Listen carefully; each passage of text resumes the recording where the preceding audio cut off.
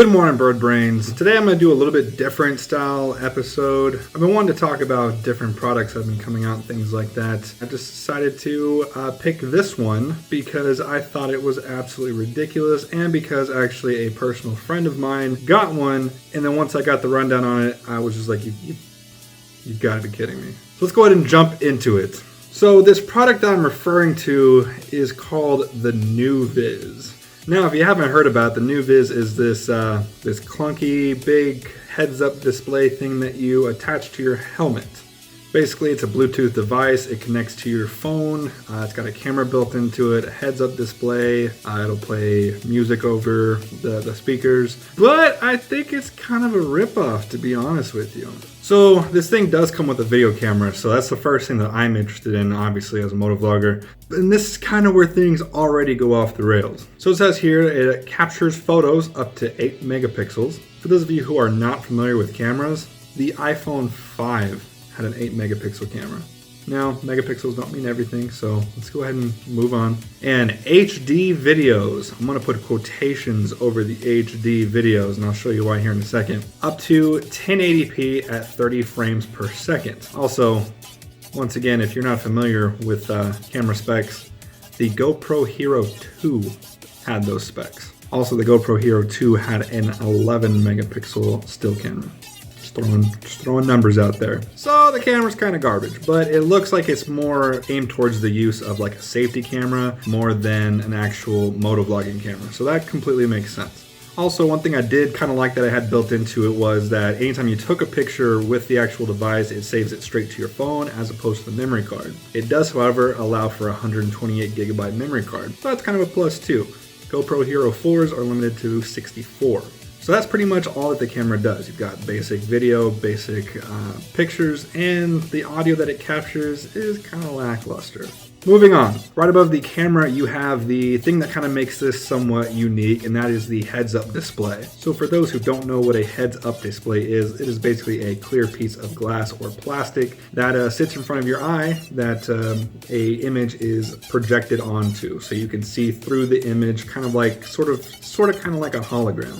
They're pretty common on higher end cars. I know some BMWs have them. I know most Corvettes since like 2004 have had them. You can also buy some aftermarket ones that plug straight into your vehicle. I mean, I guess it's kind of cool and all, but as a rider, I just don't think that having something right in front of my face, even if it is see-through, projecting moving images, because it does display a GPS image onto the screen, is really beneficial for riders or even safe for riders. Now, of course, everyone can have the argument, well, it's safer than looking down at your phone.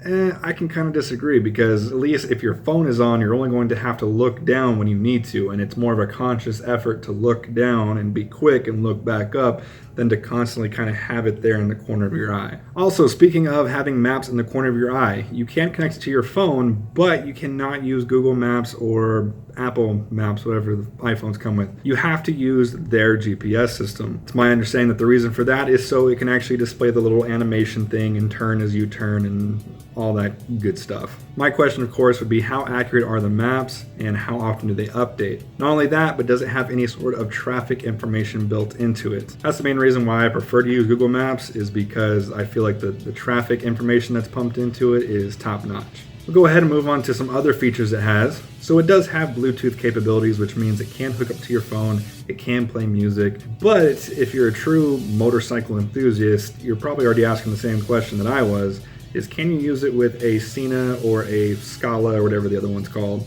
And the short answer is no, or at least not yet. The company did announce that they are planning on doing a firmware update later in 2017 that will make it integratable with the other systems. I'm kind of curious as to how good it's going to be. But my question would be is how easy is it going to be to connect to a Sena or another Bluetooth communicator, because we all know that even connecting a Sena to a Sena can sometimes be a pain in the ass. So if this isn't going to be any easier or any better, I don't see a reason why you would stray away from your Sena device. Now, the built-in speakers. It has speakers similar to a Sena device, but I haven't personally used them. My buddy, who was really trying to sell me on this thing, even admitted that the speakers are pretty much garbage, and he was even in the market for searching for an extra set of Cena speakers to replace those with. But it does have a 3.5mm headphone jack, so you can use them with the all-popular plug phones. So outside the actual unit itself, it does also come with a thumb dial that you mount onto your actual bike. It's kind of got like a toggle switch type thing along with 4 buttons that stop and start the video and the camera. I feel like these kind of controls are kind of hit and miss, because I do kind of feel like the ability to turn your camera on and off from your handlebars is kind of cool. But once again, how well is it going to connect? How quick is it going to connect? And how easy is it going to be to operate from there? Another concern that this would bring up for me personally is, what if you have multiple bikes? Is it going to be something that's easy to take off the bike and move? Is it something that you can buy multiple of and connect easily to the same device? So before I really jump into this thing and really start bashing it, I did find one positive that I liked, and that was the battery life. It does come with a replaceable / rechargeable 3250 milliamp battery. Now they're saying that multiple sources are confirming this, that in heavy / normal use, you're looking anywhere between 3.5 to 6.5 hours. Compare that to even the best GoPro, you're looking at maybe an hour and a half ish. An hour is usually what I get on mine, but you have all the battery eliminator workarounds and things like that you can get with the GoPro. And if you're using a Cena, those things even during use, you can get 12 plus with them. Alright, so I said earlier that I was going to really bash on it. So I've showed you a couple of pictures of the actual device. Now let me show you what it looks like on a helmet.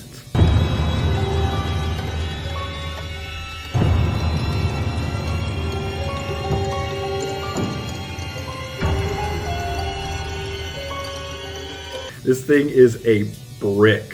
When I saw this thing in person, I was absolutely floored by how big this thing is. And this is coming from someone who rides around with this on their helmet all the time. But seriously, that compared to the GoPro is night and day. The Nuviz is much larger. Also, my buddy was complaining about the amount of wind noise. I can only imagine having the amount of wind noise that my GoPro produces, how much that freaking monstrosity produces. Going back to the camera, I threw out some random numbers.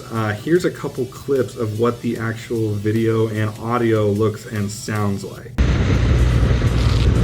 You hear that beeping, that basically means that I'm going over the speed limit. And because I didn't set the limiters, it's telling me that I'm going over the speed limit. If you know me, I don't like pussies that drive.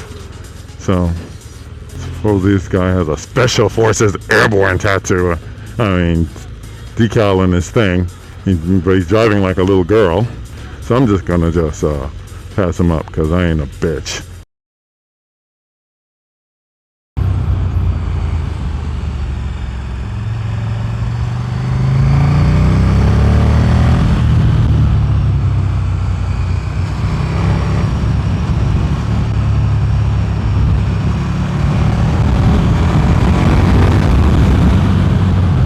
Now, of course, that is kind of chopped up and downloaded through YouTube, so we're not looking at full, complete quality, but you can compare it to any of my videos that are also uploaded and downloaded from YouTube and kind of compare the two and know that one is very much different than the other.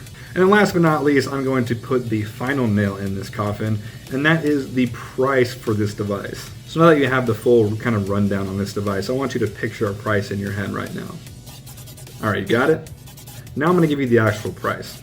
$699. Yes, 6, as in 1, 2, 3, 4, 5, $699. That is 2 Jack in the Box tacos shy of $700. Now, interesting fact, my buddy told me that he got his for $600 for, I don't know if he got like a pre-order deal or if he just straight up lied to me to try to justify his terrible purchase. Also, side note, my buddy, he got this. I roasted him for it all day about how stupid it looked and how ridiculously dumb it is, pointing out how the combination of a GoPro and a Cena would be so much better. And then he finally decided that he wants to get a Cena just for the Bluetooth capabilities before that firmware update comes out. And he asked me if I think it was the 10SH, the really slim, thin profile one, was any good. And I was like, I would prefer the 20S. And I showed him a picture of it and he goes, oh no, that's way too big.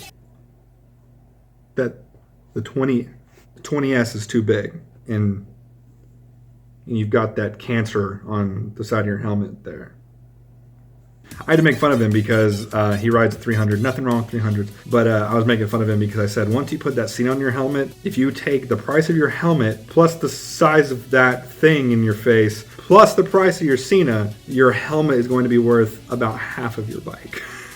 But yeah, so just kind of my final thoughts on this. I know everyone's really pushing for, technology and things nowadays, and I just don't think a heads-up display is really the way to be going right now. If companies do start pouring money into this sort of technology, I think it can become something that is doable. I know Scully was kind of on the brink of doing it, but then you know how all that went. But, I mean, they weren't really dealing with big company money. Like, I'm talking big company like Yamaha, Honda, Harley Davidson. If they started dumping money into it, it'd be a whole new ordeal. I think with everything still being integrated to a cell phone, that we're really not going to be seeing the advancements that we need to. Once they start integrating that stuff into the actual bikes, that's when I might start become interested. But like I said, overall, I really just don't feel like another distraction in my face is going to be beneficial.